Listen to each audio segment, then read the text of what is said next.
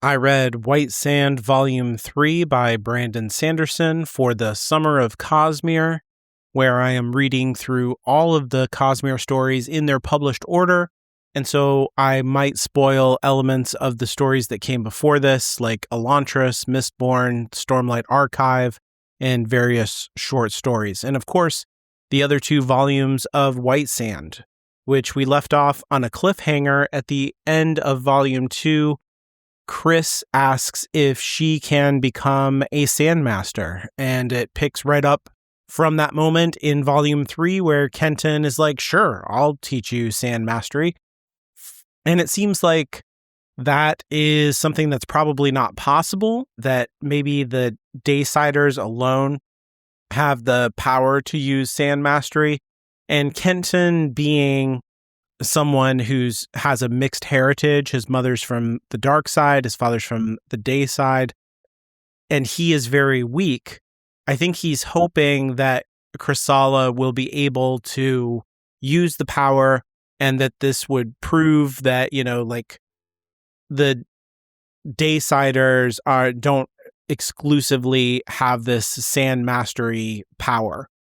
But it turns out that Chris can't use the power, and that her interest in the powers is related to her search for her lost fiancé and solving the mystery around what happened to him, but also gathering practical and political power for her struggles on the other side of the world, which are kind of mysterious, and we never fully find out what's going on there.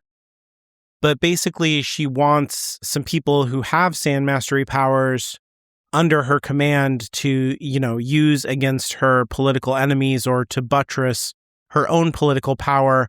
And it would be super useful if, she herself could use that investiture. But it turns out that she doesn't have the innate talent for it.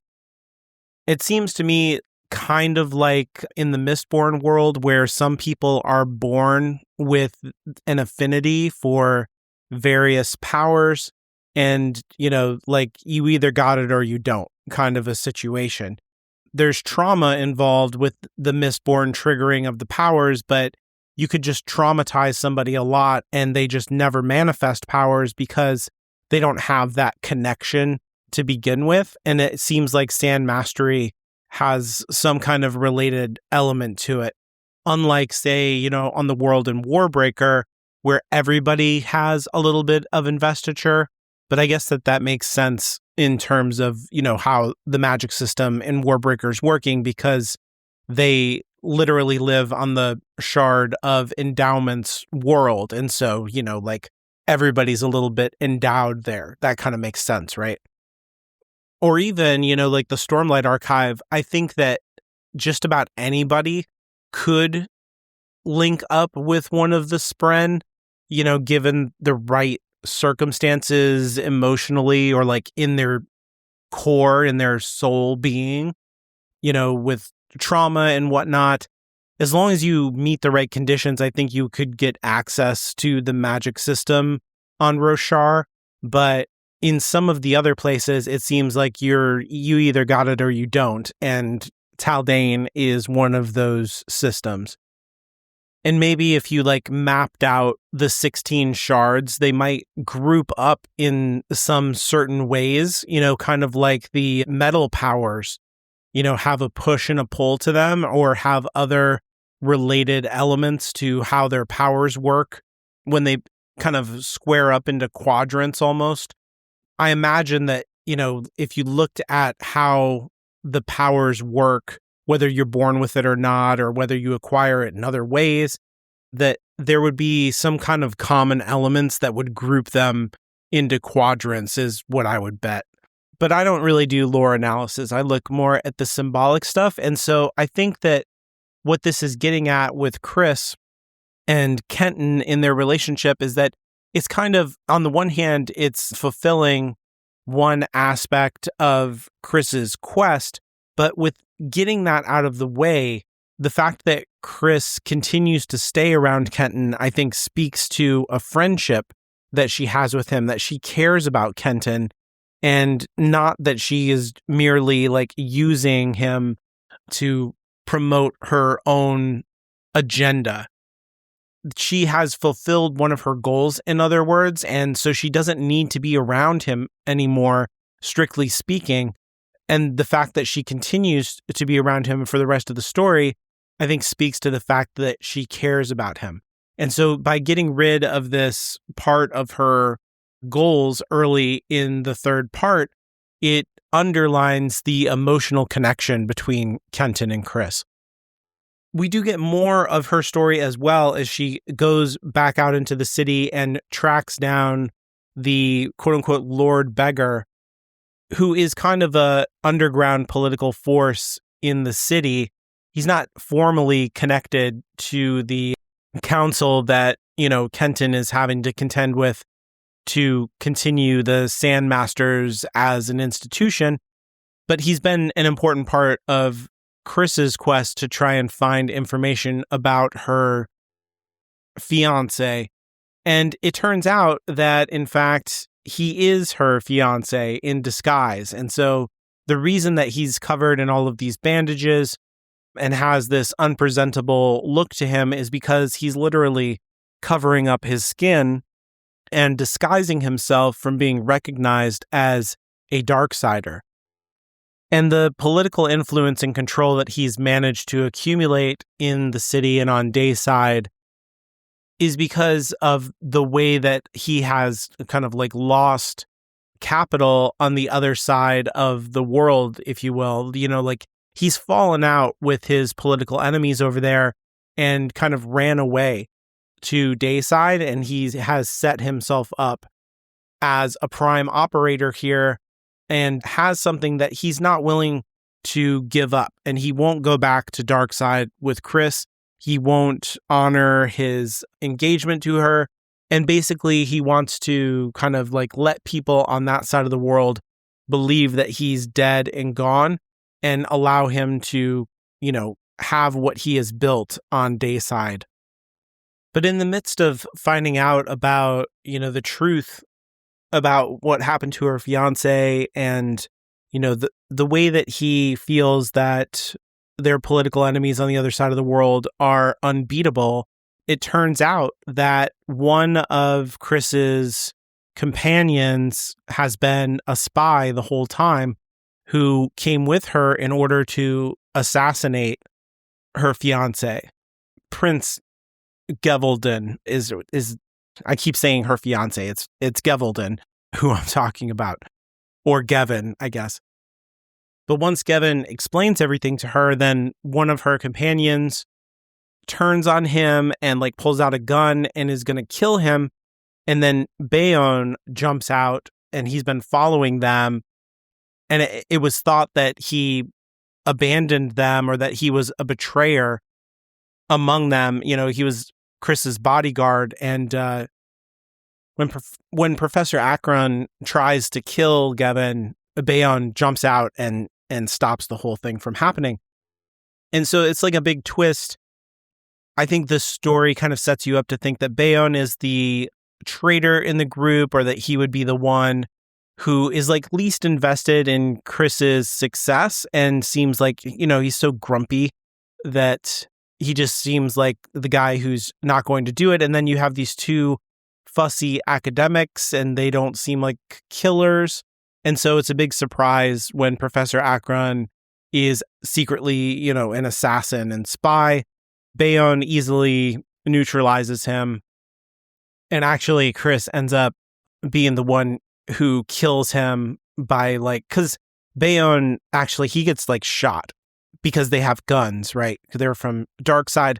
And Chris ends up saving herself and killing Akron and saving Gavin. So he still won't go back with her. There's a whole political crisis on dark side of the world that, seems to be a fascist kind of regime that is autocratically ruling the government, and Chris wants to undermine it. It seems like Gavin came to get Sandmasters in order to, facilitate that goal. They need some kind of edge that is going to let them have more military power or more practical power than the regime that's in place there, but he's not willing to go back. And you can kind of see why, like they even have reached all the way around the world to continue to try and kill him. So it's borne out that Bayon is loyal to Chris, despite being part of the dynasty himself, and that he did whatever he needed to do to accomplish his mission of keeping her safe and also locating, Gavin and finding out if he was alive or dead. And so it kind of brings to a close Chris's whole story there and, just leaves open-ended. The rest of her time has to do with being an ally to Kenton, and kind of the same for Bayon. Like, he's supporting Chris and therefore is kind of a de facto ally to Kenton, and Kenton's story takes over the rest of the volume, which has to do with the further consolidation of the members of the council and securing a unanimous vote from all of them. And those meetings are sometimes punctuated with action, as there's assassins who break into things and try to kill him. And so there's narrow escapes and, high drama. Ace continues to be his bodyguard despite hating him for religious reasons, but she helps to neutralize some of the assassins as well. And they kind of note that whoever is sending the assassins is not strictly following the scriptural rules that regulate the deployment of assassins in her religion. And so that gives us a clue on who the real power behind the assassins is, or who's employing them.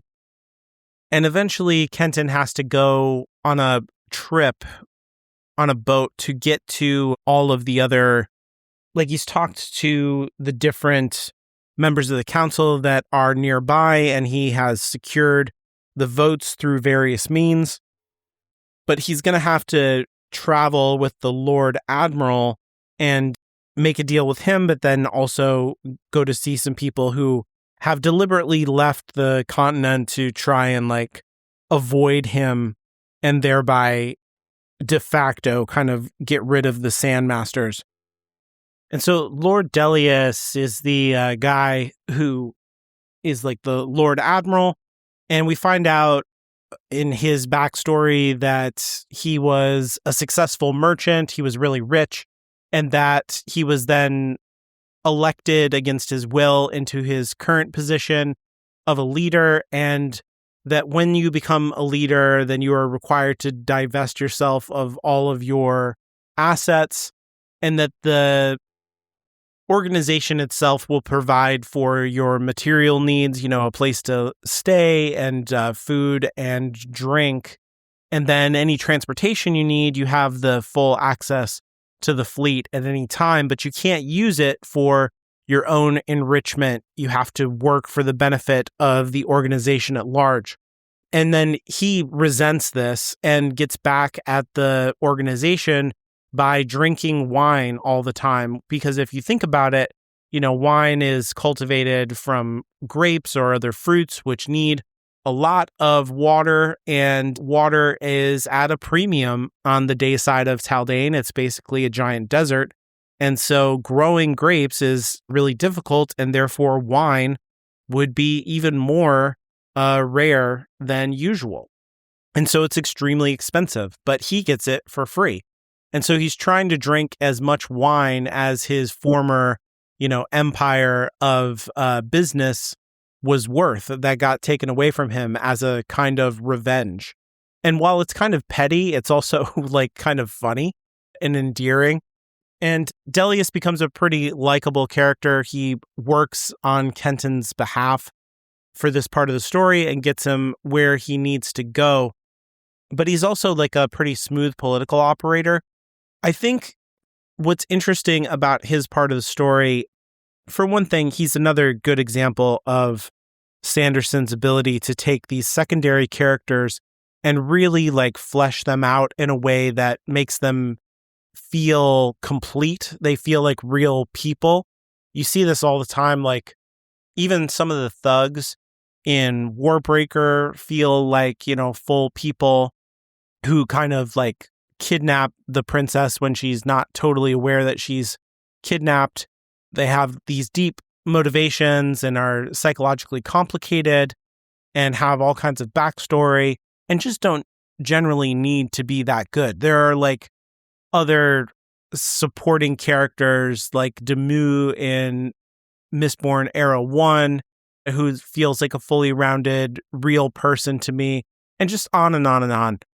He's really good at that. And so I think this is an example of a character whose utility in the plot would be to just get our main characters from point A to point B, and you could motivate that in a very simple way, but instead we're given, like a lot of texture to who he is on a deeper level. And I think the art in the book also supports this with the way that he dresses in very fine clothes, but then he wears those clothes in a particular way where they're like kind of messy and open.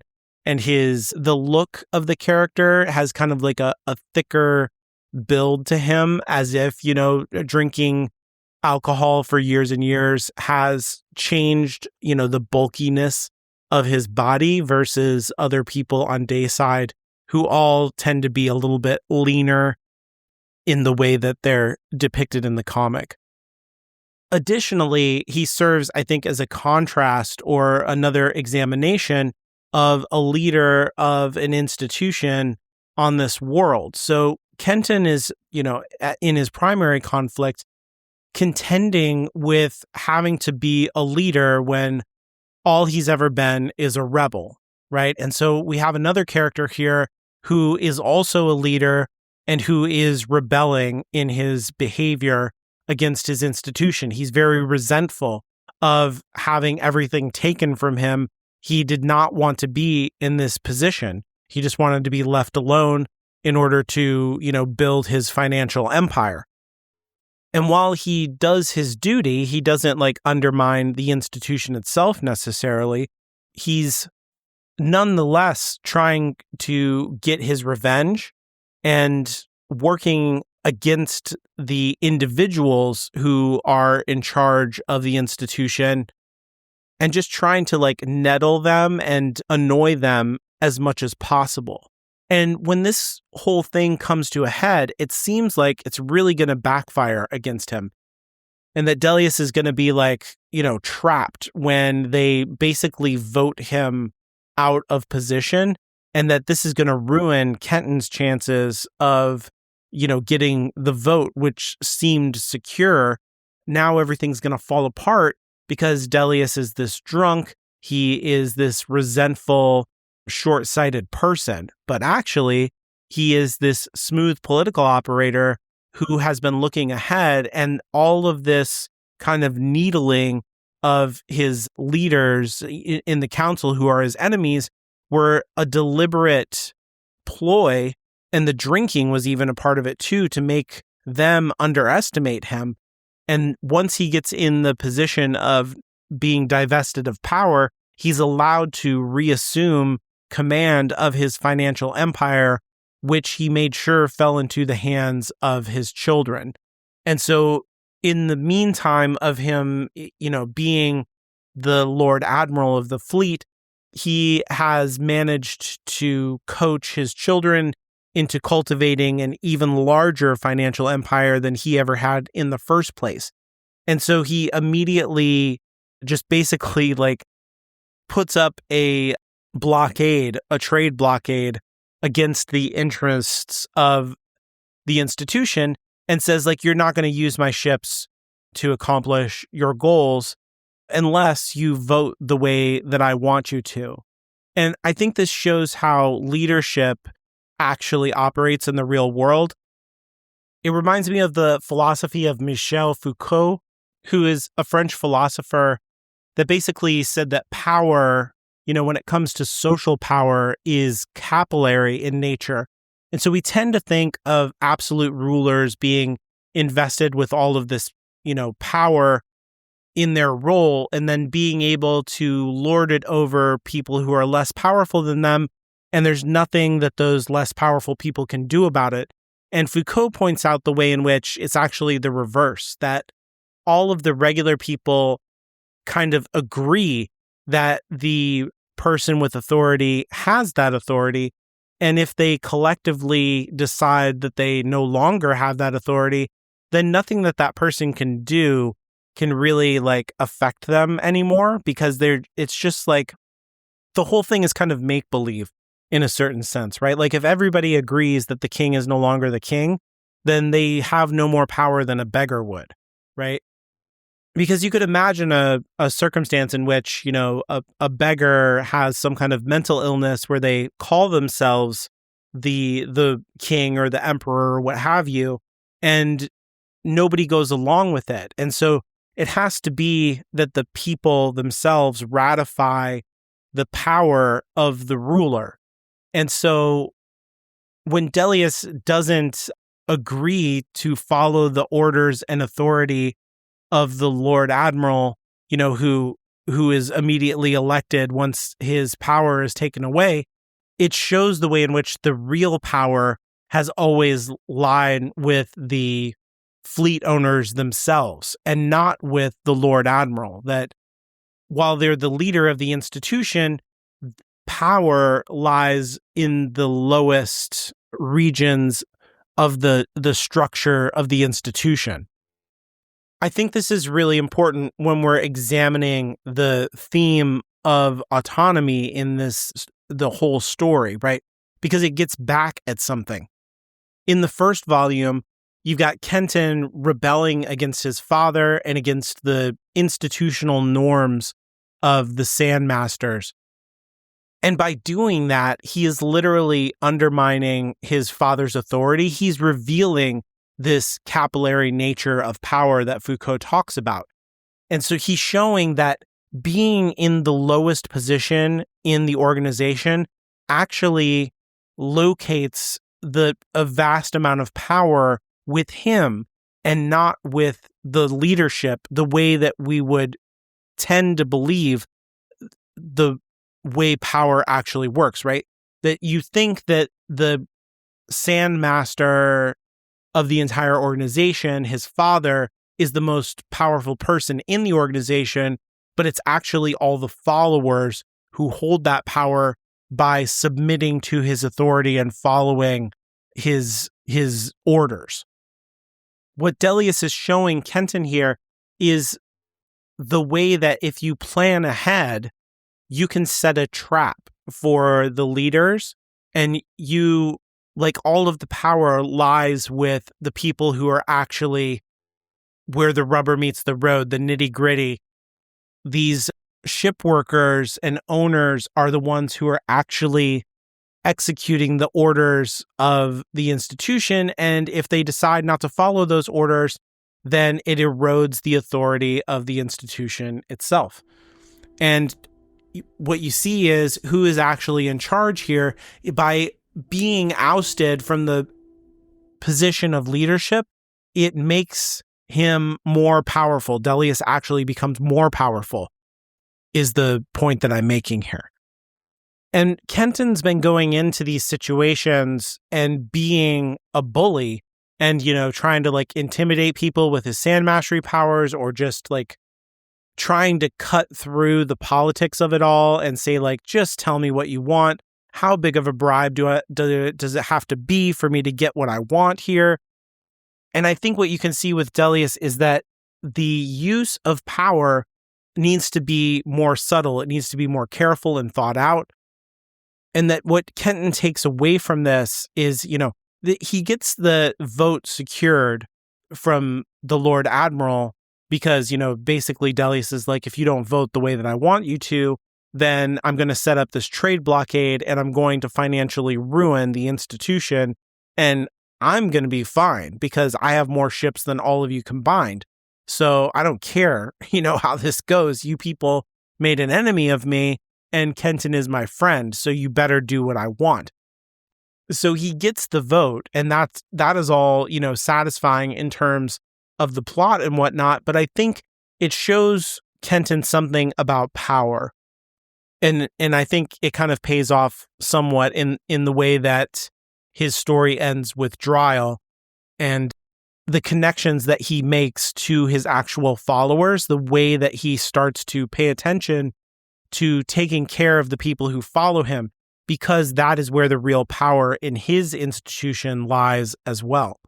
And that's a lesson that maybe Kenton should have realized from the very beginning, given how he was the one who was the lowest position of power in the institution and then rose to such prominence after that. He should have already known how important it is to get everybody to follow you, because his entire career was characterized by undermining the authority of his father.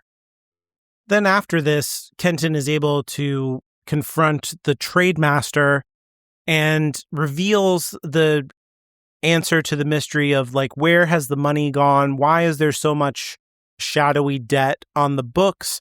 And it has to do with an old loan that was made a long time ago and the weird kind of deferral of wealth that happens in these institutions.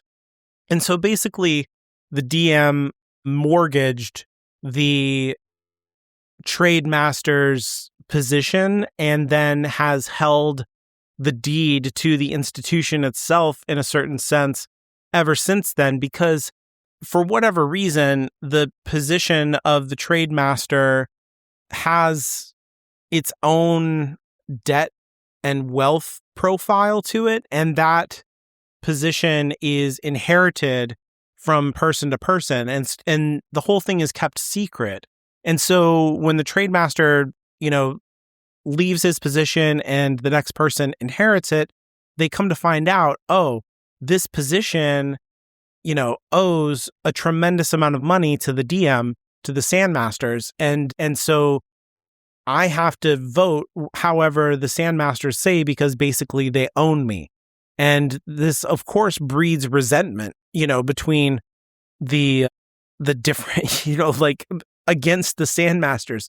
This, while it is a politically strong move, I guess, in the long run, it's going to ruin relations and just cause this long-term political resentment. It seems like this thing has been going on for a very long time, generations at least, and illustrates the kind of thing that I'm talking about, where you've made a subordinate out of this institutional position through the use of money. And what that does in breeding resentment is undermine your own authority. And so this entire kind of plot to get the DM to destroy itself, to be destroyed by the Taisha, has its origin in this political move, that the trade master is the one trying to get rid of the Sandmasters of the DM to wipe out this debt, so that he and the people who come after him will be able to build up a ledger of wealth after this that is inherited from trade master to trade master, instead of inheriting this crippling mortgage that is never going to end. They're just trying to pay off the interest at this point. They can't even touch the principal. And I think this gets back to what I was saying in the Roshar part of the story, that how it relates to forgiveness and redemption, that, on a moral level, we look at forgiveness and redemption and kind of misunderstand them in our culture because we've divorced them from their financial origins. And I think there's something in this story about unifying the morality of this financial political weapon that the DM has used against the traders, and the way that Kenton approaches this situation is to simply forgive the debt. And the trader, the master trader, can't even understand why Kenton is doing this, but he feels that it's morally wrong to have this debt in place, and that it's, manipulating the Taisha it makes it corrupt, basically, the DM shouldn't have this control over another institution. There should be balance within the council. and that, the actual interests of the people are not served. And so by divesting this control over the trade master, I think what he's doing is restoring the kind of natural, if you will, capillary position of power, in this Foucault kind of way that I'm talking about. The DM has inappropriately linked this other part of the council with itself. And by doing that, it has provided a whole new means by which to be undermined by people not respecting the authority of the DM. And so it's kind of like, think about it in these terms. Like, imagine two nations that are fighting each other. One nation invades the other and takes control of some territory.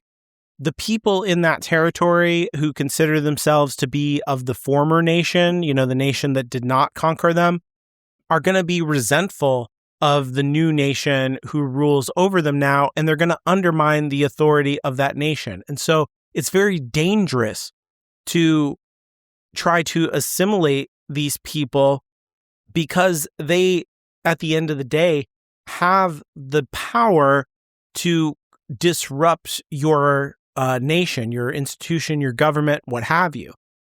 And so by trying to assimilate the trade masters under the authority of the DM, what they've actually done is found a way to undermine themselves to the point where we've gotten into this political situation of turning the entire council against the DM.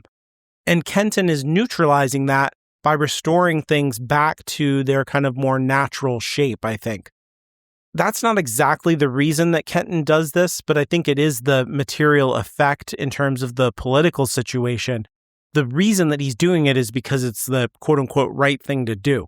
And this is part of Kenton's character. He has a lot of integrity around the choices that he's making. He's doing things for the right reason, if you will. And then he proposes to the trade master that instead of the Sandmasters, getting a tribute from their institution, as what was paying off the interest or trying to pay off the interest, that instead they pay for the services of the Sandmasters, and that this will make the Sandmasters into more of a kind of pay-for-hire military branch of the council, if you will. Or I guess there's all kinds of things that the Sandmasters could do with their powers, and so it will just pay for the expertise of their magical abilities, and that, the trade master would have some authority over that. He'd be getting something for his money, in other words.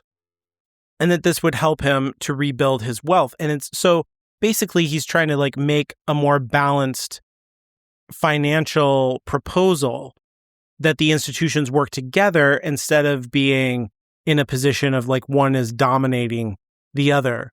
And immediately the trade master is kind of suspicious of this and sees it as a different use of power. But I think it's more interdependent than he characterizes it at first. I think he's being a little bit too emotional and not seeing the way that it gives him as much power as it gives Kenton. And I think that's what Kenton is trying to achieve, something more balanced. And he agrees to throw his vote in with Kenton as well at the end of this whole thing. But what Kenton's really doing is kind of ending the corruption in the council by doing this. And so the entire, financial mystery is kind of resolved here. And it's a clever use of everything that's been building up around that. I think it's clever. It shows that Kenton is smart to figure out what this money was really all about and how it was used. It highlights his honesty in a way. It kind of highlights how naive he is in the way that he's using his power. But I think that, as a reader, we respect him when we see him do this. It feels like the choice that a hero would make, right? And then once all of that is done, they leave because they have to get back to to the council meeting before the vote. And so they get back on a ship and they're traveling back and they get ambushed by more assassins. And this is like from a pirate ship. And so it's like an entire crew of assassins. And at the same time, Kenton has done this thing where he has deliberately overmastered his powers. This is like a technical term in the magic system, where he's used his powers to the point where he becomes physically exhausted and he can't sense or manipulate the sand anymore, because he believes that this will allow him to heal and come back even stronger. So when he used his powers before in Volume 1 to the point where he overmastered himself and appeared to have died when his father died and everyone else in the DM was ambushed, he could only use one ribbon of sand, and eventually his powers come back to him and he can use 3 ribbons of sand. And so he believes that if he overmasters again, that there's a chance that he will, maybe triple his powers once again. And so when these pirates attack, Kenton doesn't have access to his abilities. All he can do is sword fight. And the rest of the crew, they're not fighters, they're a bunch of merchants. And so this is like a terrible situation for Kenton, and he's doing his best to defend himself, but at the end of the day, he doesn't have what it takes to fight off, dozens of armed men.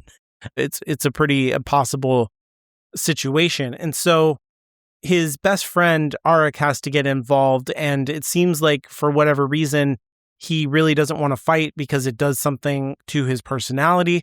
But when he mixes it up with the pirates, he is an incredible fighter and basically kind of solos the whole crew, if you will, and saves Kenton's life. But this traumatizes him internally and he kind of shuts down. He becomes very flat in his affect for the rest of the story after this.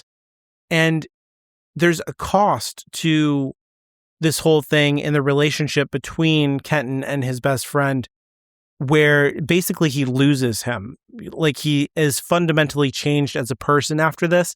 It kind of reminds me of Kaladin in the Stormlight Archive, how the toll that, fighting takes on him and the way that, he gets that depression on him, the flatness of his emotions or the depth of his unhappiness draws him down to be the wretch. And there's something about Arik's affect after this that just reminds me of, like, he's trapped emotionally in some kind of altered state that has to do with violence and killing and an unwillingness to go there. But he did it to save his friend. And then it turns out that his father ended up dying from the attack in Volume 2 that Kenton repelled. There was like a monster that they were hunting in the deep sands, and he was injured in that whole thing. And then it turns out that he dies from his injuries, which makes Arik the leader of the group, which is also something that he never wanted to have happen to him, and further pushes him into this deep depression. And I think there's a contrast here between Arik and Kenton that you can kind of see the effect that leadership and the death of a father have on these two men, and how it's very different, and how Kenton is finding ways to do things and to become a different person in a constructive way, and kind of to evolve and learn new skills and try to learn from the mentors around him and utilize the people around him. He's feeling guilty about the way that he instrumentalizes his best friend, but he's trying to find a way to reconcile that with his responsibilities and duties. But it seems like Arik's way of coping with doing the things that he doesn't want to do is to shut down internally and just to sever ties with himself. And this feels to me very brittle and like a solution that's not going to work long term, and doesn't seem to be in the spirit of the Shard of Autonomy, if you will. And so I think there's a dark contrast that's happening here, or like he's a kind of foil to Kenton, that the way that he's dealing with his responsibilities and circumstances is a negative example for Kenton, and that he should not behave the way that his friend is, that this is a kind of failure to be autonomous, if you will. And finally, the group makes it back to the council in time, and they've got to have this duel between Dryle and Kenton. And Kenton gets his powers back, and he is indeed even stronger now, but not nearly strong enough to contend with Dryle, who is like more than 5 times more powerful than him, because we can literally quantify these things in numbers in terms of how many ribbons of sand they have. And that all kind of fits together with Brandon Sanderson's world building and how scientific it is, almost how quantifiable the whole thing is. And when we come back to the city, we re-engage with Ace's sub-story. And so she's been on the hunt for this criminal this whole time. And it turns out that there's a break in the case, and that she is going to be taken along by one of her coworkers to make the final raid on this criminal's enterprise and shut the whole thing down finally. And it turns out that actually the other police officer who brought her along is the criminal mastermind, and that he has, in an almost supervillain kind of way, set up a circumstance where Ace has to decide between the orphanage that fostered her as a little girl and her family, and that she's only going to have time to get to one of them to try and save them, and that, this criminal mastermind is going to see her suffering and take everything away from her before he kills her, because she has taken away so much from him in revealing, who he is, but also dismantling his criminal enterprise and all of that. So she has to make a choice between her family and the orphanage, and she tries to save them both. She sends some people to help the orphanage, and then she goes to her home to save her family, but she's too late, and the bad guy is already there. But surprise, surprise, Kenton is also there, and using his new, more powerful sand mastery to stop the criminal from killing her daughter and husband. And Ace stops him from killing the guy so that he can be brought to justice and the truth can be found out and the corruption can be cleansed from the police. And she's very conflicted about this because, of her religion and the way that she hates sand mastery and her resentment of Kenton. But she has to respect him, and she feels gratitude to him and to his magical powers because they are the reason that her family is still alive. And so, ironically, the very thing that she finds unholy and evil is the very power that saved the thing that is the most important to her in her life. She is presented with this impossible choice, and she makes the choice that, her family is the most important thing to her, and sand mastery is the thing that saved her family. And so that is a thing that spiritually she has to reckon with going forward. And this entire thing ends up paying off at the end of the story in a really big way.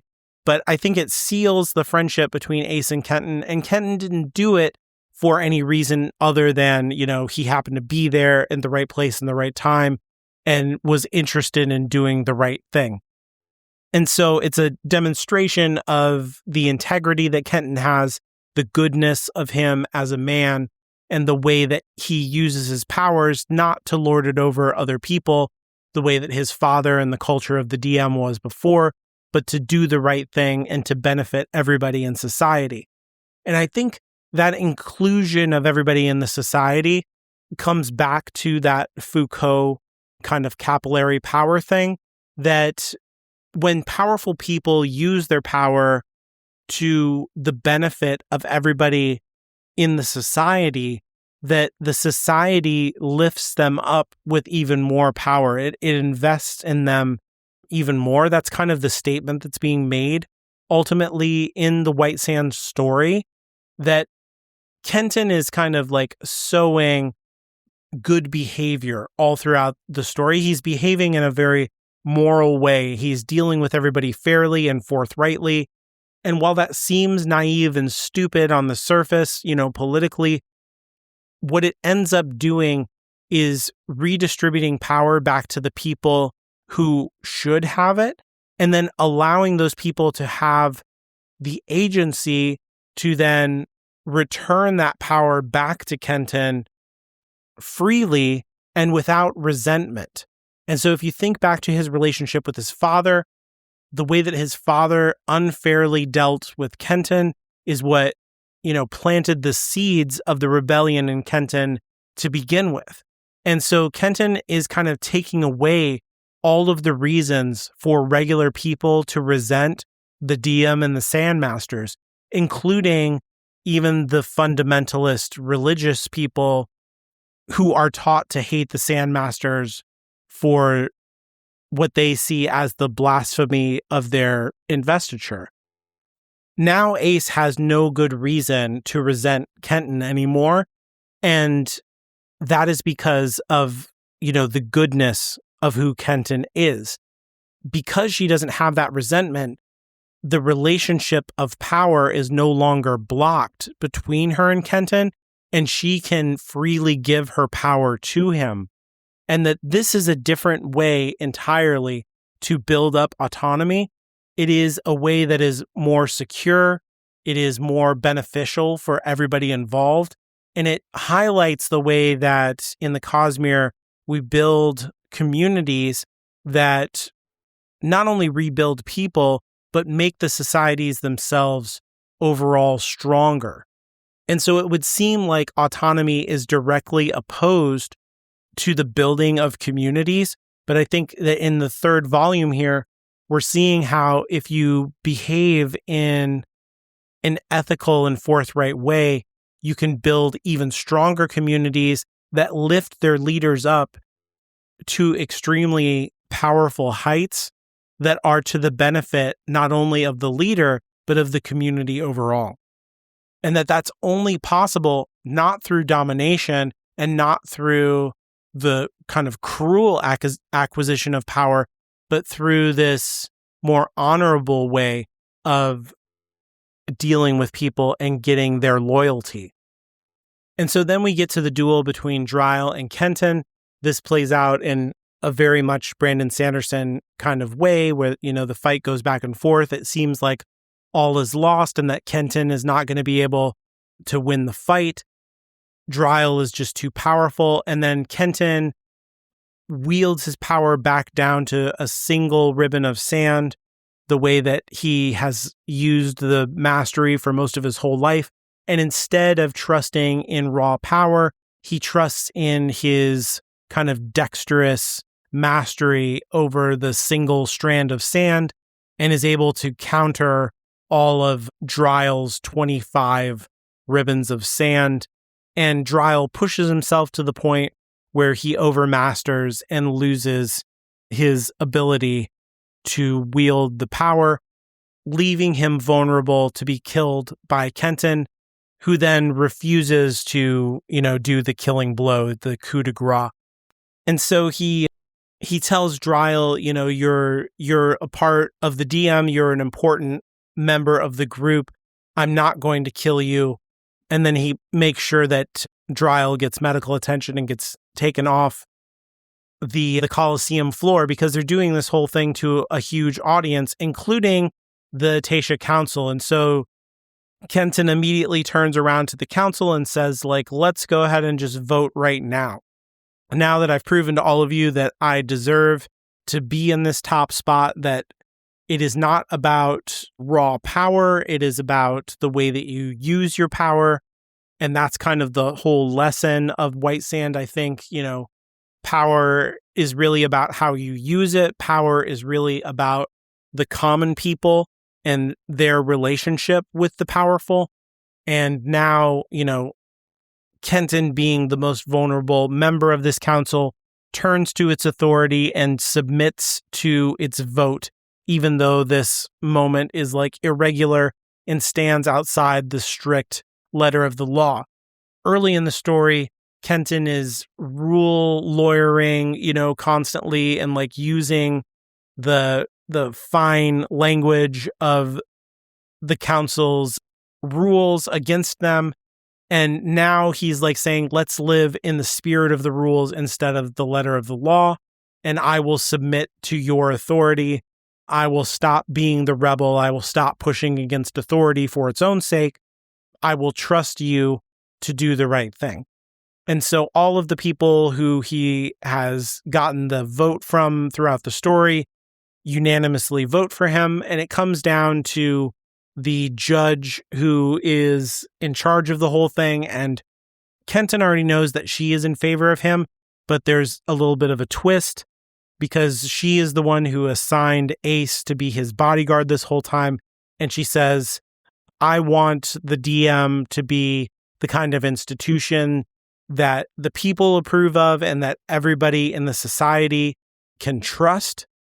And therefore, I had Ace follow you and, learn about who you are and see the way that the DM works and how you use your power. And I am going to defer my vote to her. And so she gets to decide if the DM continues or not. And Kenton is crushed by this because he knows that Ace will not vote for him because of her strong religious convictions and for the hatred and prejudice that she has for the Sandmasters and the kind of distaste that she has shown him throughout the entire story. But because of the way that Kenton saved her family and everything that Ace has come to learn and the way that she has personally grown past her hatreds and her biases, she votes for Kenton and preserves the DM. And so they get to, Kenton essentially wins. And so this is kind of the climax of the story and shows the way that, building community actually makes for stronger leaders, and that the way that leaders use their power has everything to do with breaking down these kind of hatreds and resentments in the culture that are poisonous to everyone, not just to the leadership, but to the people who feel the hatred themselves. And so there's a big celebration. Chris hugs Kenton and they're all very happy about this. And that then they go and speak to Dryle, and Kenton makes Dryle his second in command and is going to work with him to make an institution that everybody can live with better. And Ace has to go off and go on a pilgrimage to try and understand what's going on, inside of her as it relates to this whole DM situation and what it means that one of the Sandmasters saved her and her family.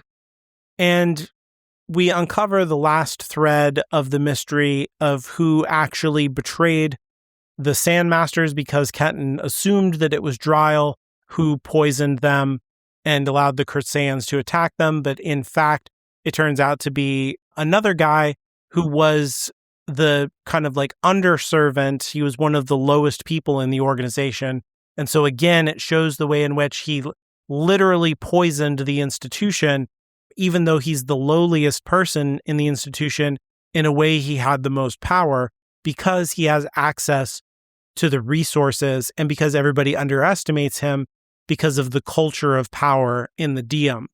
And so he poisoned the bowl itself that they put the water in, that they drank the ritual water from, and that, this is what caused all of the members of the DM to be killed. And the reason that he did it was because he converted to the religion of the Crusades after having a vision in the deep sand of the Sandmaster, the god of the Crusades, came to him and commanded him to do this. It's mysterious why this happens, but if you're paying attention to the details in the various panels, there's different moments where you can see a feminine face in the clouds or in the sands kind of form in the background.